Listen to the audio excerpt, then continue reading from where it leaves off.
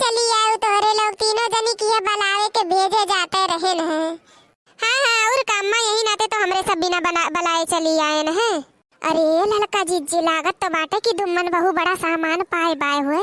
अरे हाँ दखिना हाँ सही कहती है देखा है दल्लनिया में कहूँ सांस नाई बा कुल सामान में सामान भरा बा एकदम से।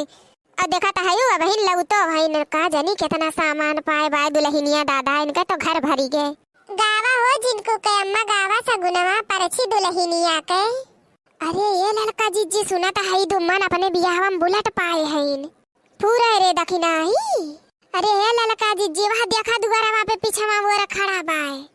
अरे जीजी इनके सबके तो जिंदगी बनी गए fridge cooler washing machine TV CD cooker gas bed अलमारी बक्सा पेटी बोरिया। अरे कौनो ऐसा चीज नहीं बजौ न पाए हुए। बोरिया चाउर पिसान दाल और तेल उकाव दे सब ढोए लई जात बाटे दादा धारे। अचार है चाय बहिनी तो लाटरी लाग गए लाटरी। हे अम्मा जल्दी अपन रस्म पूरा करो गोड़ा वड़वा पिराए लाग।